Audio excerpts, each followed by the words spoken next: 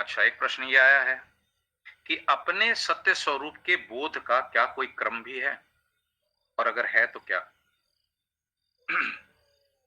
अपने सत्य स्वरूप के बोध का कोई क्रम नहीं होता।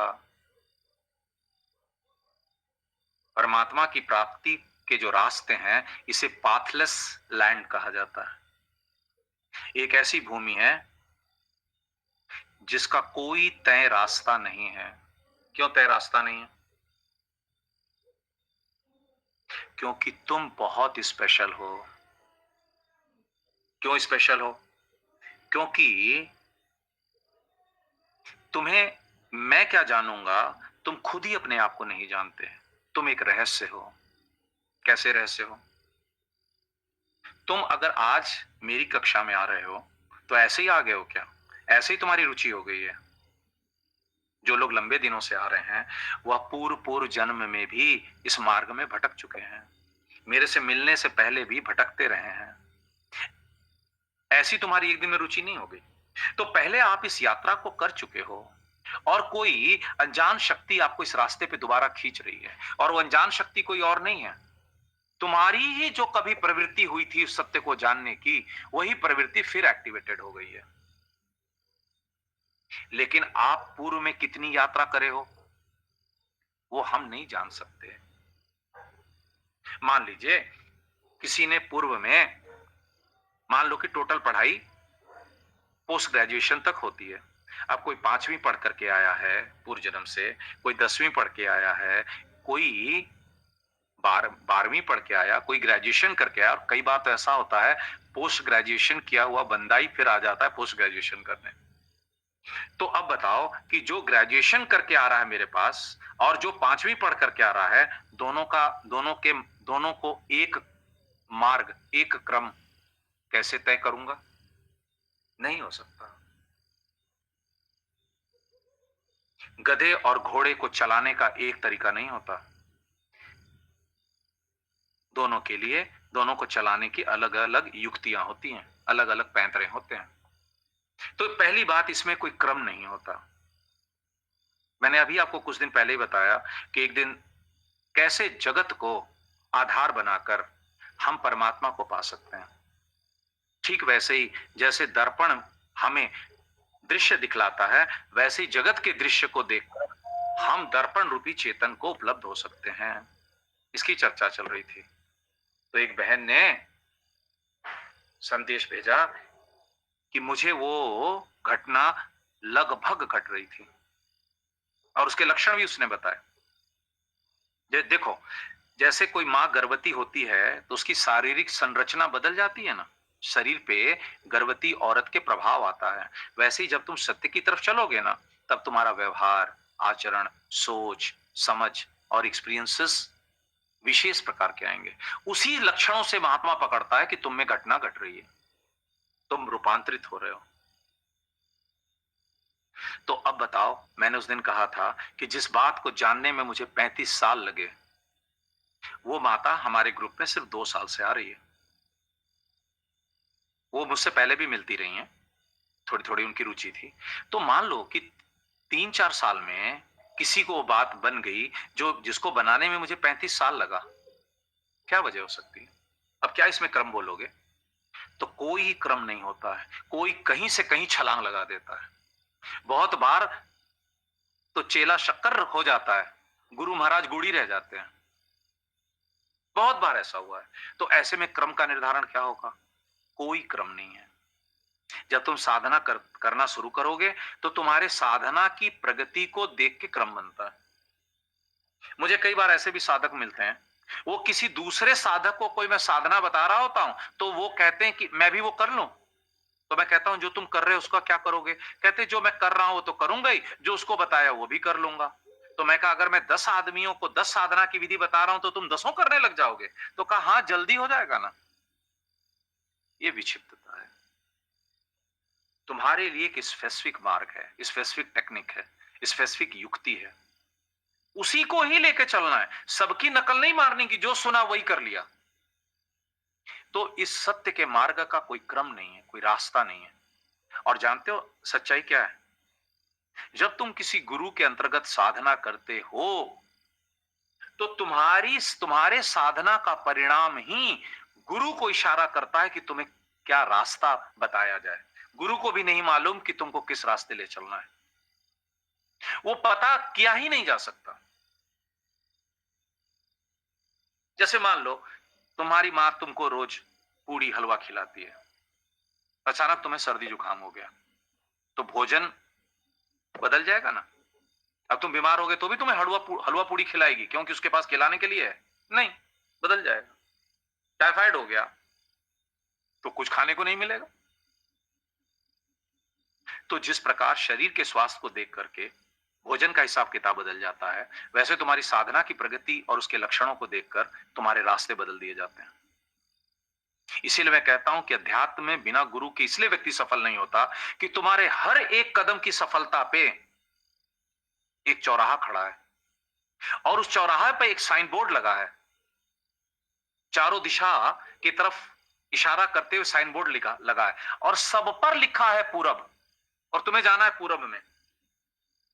चारों दिशाओं में इशारा करते हुए जो चिन्ह है, उस पे लिखा है पूरब। अब तुम्हारे लिए पूरब क्या हुआ बताओ, कैसे चयन करो? तो उसका एक तरीका यह है कि साइन बोर्ड पे एक दिशा में जो लेफ्ट में इशारा कर रहा है, वहां पहले जाओ, 100 किलोमीटर चलो, फिर देखो कि ये तो गलत हो गया, फिर चौराहे पे आओ। फिर राइट में जाओ, फिर देखो ये तो गलत हो गया। फिर फ्रंट में जाओ, तो सोचो कि भाई यही सही होगा, क्योंकि पीछे से तो मैं आ ही रहा था। तो हर चौराहे पे 3 दिशा तुम्हें मिलती है।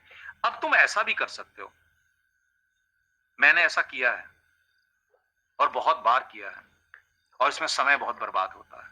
कई बार तो जीवन ही सिमट जाता है, लक्ष्य में नहीं मिलता। आचार्य गुरुजन क्या करते हैं, तुम्हारे समय की बर्बादी को बचा देते हैं, और तुम अनंत काल तक यहां जीने नहीं आए हो।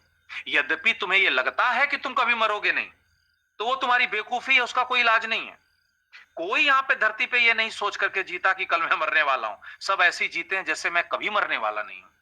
लेकिन तुम तो मरने वाले हो, तुम मृत्यु लोक में रह रहे हो, लेकिन तुम्हारा इस पे ध्यान नहीं। गुरुओं का इस पर ध्यान होता है कि वक्त तुम्हारे पास बहुत कम है। तो हर चौराहे पे जो कंफ्यूजन आता है, वहां से कौन सा रास्ता तुम्हारे लिए उपयुक्त है, वो आचार्यगण बताते हैं जो सफर कर चुके हैं। तो कोई रास्ता, कोई क्रिया, कोई क्रम निश्चित रूप से आपके लिए नहीं बताया जा सकता। अभी आपको एक मैं पैड पे लिख के नहीं दे सकता कि ऐसे ऐसे ऐसे कर लो और परमात्मा मिल जाएगा, नहीं। ऐसा करो, फिर करके देखो, 100 विघ्न बाधाएं आएंगी। जैसे आज अंजलि को बताते हुए हमने कहा कि देहाध्यास को ऐसे प्रकट करो और फिर जीव बोध प्रकट होगा। क्या ऐसा ही हो जाएगा जैसे उन्हें बता दिया? इतना ही आसान है। जब करने चलोगे तो 100 बाधाएं आएंगी, 100 विघ्न आएंगे, और उनके निपटारों के लिए फिर एक रास्ता अपनाना पड़ेगा। ये ऐसी ऐसी विधा है। लेकिन फिर भी अगर मोटी मोटा क्रम जानना ही चाहते हो, तो सबसे पहला क्रम क्या है कि अपने जो अहंकार को पहचानो। जो देह तुम नहीं हो उसको तुम मैं बोलते हो। जो मन तुम नहीं हो, उस मन में उत्पन्न वृत्तियों को तुम मैं बोलते हो। तुम मन में उत्पन्न हुआ सुख तो तुम बोलते हो मैं सुखी हो गया, और मन में उत्पन्न हुआ दुख तो तुम दुखी हो गए। जबकि तुम्हें मालूम है कि सुख दुख को तुम जानने वाले हो। तो जो तुम्हें अनुभव होता है वही तुम अपने को मान क्यों लेते हो? तो अपने अहंकार को पहचानो। फिर अपने जीवत्व को जानो कि तुम मन नहीं हो, बुद्धि नहीं हो, शरीर नहीं हो। जो अनुभूतियां हैं वो तुम नहीं हो। तुम इन सबको सत्ता देने वाले हो। और सत्ता कौन दे रहा है? जीव। लेकिन जीव का बोध तुम्हें तब तक नहीं होगा जब तक तुम दृष्टा नहीं होगे। तो तुम्हें दृष्टा को जानना है, तुम्हें अहंकार को जानना है, तुमको जीव को जानना है। और जैसे ही तुम जीवत्व के पार जाओगे, तुम्हें अपनी चेतनता का एक विराट आयाम मिलेगा। उसको कहते हैं साक्षी। और साक्षी के बाद सीधे तुम्हारी छलांग ब्रह्म में है। तुम अपने ब्रह्म स्वरूप को जानोगे। लेकिन यात्रा का अंत अभी नहीं हुआ, यात्रा अभी बाकी है। लेकिन यहां तक तो पहुंचो पहले, फिर आगे की चर्चा करेंगे। तो मोटी मोटा अगर क्रम जानना चाहते तो ये है। लेकिन ये क्रम क्यों नहीं है? क्योंकि बहुत बार ऐसे भी साधक देखे गए हैं जो साधना कराते ही सीधे अपने जीव भाव में बैठ जाते हैं। बहुत ऐसे हैं वो साक्षी में प्रतिष्ठित हो जाते हैं। कुछ हैं वो दृष्टा का ही अभ्यास नहीं कर पाते हैं। कुछ हैं उनको अपना अहंकार ही उनको संशोधित करने में रुचि नहीं होती। सुनते सब हैं, करते वो हैं जो उनको अच्छा लगता है। और जो महापुरुष होते हैं, जो महात्मा होते हैं, किसी को नहीं छोड़ते। जानते हो क्यों नहीं छोड़ते? क्योंकि तुम्हारी और उनकी ये अंतिम मुलाकात है। अब वो धरती पे लौट के आएंगे नहीं, इसलिए तुमसे बहुत प्यार करते हैं। तुम जैसे भी हो, अगर उनके पास हो तो वो तुम्हें छोड़ेंगे नहीं। अंत तक वो आशा करेंगे कि तुम सुधर जाओ। नहीं पूरा सुधर पाए, जितना कर पाओगे उतना करवा देंगे, तुम्हारा उतनी मदद कर देंगे। क्योंकि इस जन्म में की हुई सत्य के लिए थोड़ी सी भी यात्रा मंगलकारी है। वो अगले जन्म की संपत्ति बन जाती है। फिर कोई गुरु मिलेगा, फिर वो आगे रास्ता कराएगा। लेकिन जो व्यक्ति अपने जीवन की कीमत पहचानते हैं, वह जीवन की सार्थकता को सबसे पहले प्रायोरिटी पे रखते हैं। और जीवन की सार्थकता क्या है? जीवन की सत्यता को उपलब्ध होना, उसे जानना। क्यों? क्योंकि तुम झूठ मूठ के संसार में दुखी हो रहे हो, जबकि तुम आनंद स्वरूप हो। जब तुम्हें यह सूचना दे दी गई, फिर क्यों झूठ मूठ के संसार में झूठ मूठ कर दुखी हो रहे हो? अच्छा, ऐसा भी नहीं कि तुमको ये बात समझ में नहीं आती। ऐसा नहीं कि तुमको समझ में नहीं आती, समझ में आती है। लेकिन तुम अपनी लत से, अपनी आदत से, अपनी कंडीशन माइंड से मजबूर हो। अपने ही हाथों से अपना गला घोट रहे हो इस जन्म में। अपने ही बुद्धि से अपने को दुखी कर रहे हो। ये भला कोई बुद्धिमानी है? तो ऐसा ना करो। और ऐसा ना करके क्या करो? वही सत्संग में बताया जाता है।